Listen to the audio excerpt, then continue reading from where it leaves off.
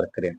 நம் ஆண்டவருடைய வார்த்தைக்கு நாம் செவி கொடுக்கின்ற பொழுது நம்முடைய தேவைகளையும் அவர் கேட்கின்றவராக இருக்கின்றார். அதனால் ஆண்டவருடைய வார்த்தைக்கு செவி மடுக்கின்ற மக்களாக வாழ முயற்சி செய்வோம். கிறிஸ்து இயேசுவில் மிகவும் பிரியமானவர்களே, பாஸ்கா காலத்தினுடைய 5வது வாரத்தில் வருகின்ற திங்கட்கிழமையெல்லாம் என்று இருக்கிறோம். இன்றைய வாசக பகிர்வு நிகழ்வு வழியாக நமக்கு சிந்திக்க கொடுக்கப்பட்டிருக்கின்ற வாசகங்கள், முதல் வாசகமாக திருத்தூதர் பணிகள் நூலிலிருந்து, நற்செய்தி வாசகமாக யோவான் நற்செய்தியிலிருந்தும் செய்திகள் நமக்கு கொடுக்கப்பட்டிருக்கிறது. இதிலே பவுலும் பர்னபாவும் இறை நற்செய்தியை அறிவித்துக் கொண்டே செல்கிறார்கள். அதனால் யூதரும் பிற இனத்தாரும் கல்லெறிந்து அவர்களை விரட்டிவிட திட்டம் போடுகிறார்கள். அதனால் லிஸ்திராவுக்கு செல்கிறார்கள். அங்கே நெடுநாட்களாக கால் விளங்காத ஒருவரை பவுல் எழுந்து கால் ஊன்று நில் என்று சொன்ன பொழுது அவர் எழுந்து நிற்கிறார். அதனால் மக்கள் அனைவரும் வியப்படைந்து பர்னபாவையும் பவுலையும் ஏற்றுக்கொள்கின்ற மக்களாக இருக்கிறார்கள். அப்பொழுது அவர்கள் வணங்கி வந்த அந்த தெய்வங்களுக்கு உண்டான ஆசீர்வாதங்களை கொடுத்தவர்களை விரட்ட முயற்சி செய்கிறார்கள்.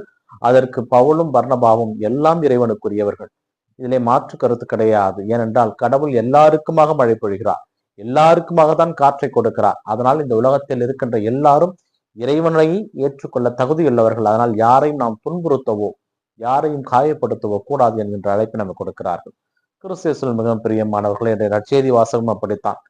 என் மீது அன்பு கொண்டுள்ளவர் நான் சொல்வதை கடைபிடிப்பார், என் மீது அன்பு கொண்டிராதவர் நான் சொல்வதை கடைபிடிப்பதில்லை. ஏனென்றால் தந்தை என்னிடம் சொன்னவற்றை நான் உங்களிடம் சொன்னேன், நீங்கள் அதை ஏற்றுக்கொண்டீர்கள், நீங்கள் என்னுடையவர்கள் என அழைக்கப்பட்ட தகுதியுள்ளவர்கள். என்னை ஏற்றுக்கொள்ளாதவர்கள் என் தந்தையும் ஏற்றுக்கொள்ள மாட்டார்கள் என்ற வார்த்தையை இயேசு என்று சொல்வதன் மூலம் ஒரு செய்தியை நாம் நன்றாக புரிந்து கொள்ள முடியும். இயேசு கிறிஸ்துவனுடைய நாமத்தினாலே யாரெல்லாம் இயேசுவை ஏற்றுக்கொள்கிறார்களோ அவர்கள் நம்மையும் ஏற்றுக்கொள்கிறார்கள். நம்மை ஏற்றுக்கொள்கின்ற பொழுது இயேசுவையும் தந்தையும் ஏற்றுக்கொள்கிறார்கள். ஒருவேளை இயேசு கிறிஸ்துவின் பொருட்டு நாம் ஏற்றுக்கொள்ளப்படுவோமானால் அந்த இயேசு கிறிஸ்துவை அறிக்கையிடுகின்ற மக்களாக வாழத்தான் நம்ம அழைக்கப்படுகிறோம். இயேசு கிறிஸ்து நமக்கு உண்டான ஆசீர்வாதம் அனைத்தையும் தந்தையிடமிருந்து பெற்றுக் கொடுக்கிறார். அப்படியானால் இயேசு கிறிஸ்துவை நாம் அன்பு செய்வோமானால் தந்தையும் அவரும் வேறு வேறு அல்ல, இருவரையும் நாம் அன்பு செய்ய கடமைப்பட்டிருக்கிறோம்.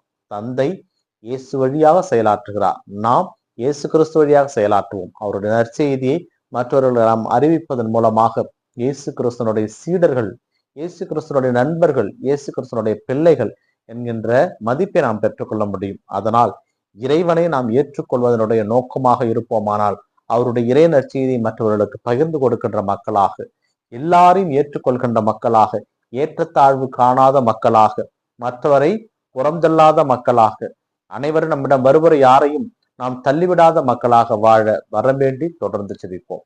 இந்த நாள் உங்களுக்கு இனிய நாளாக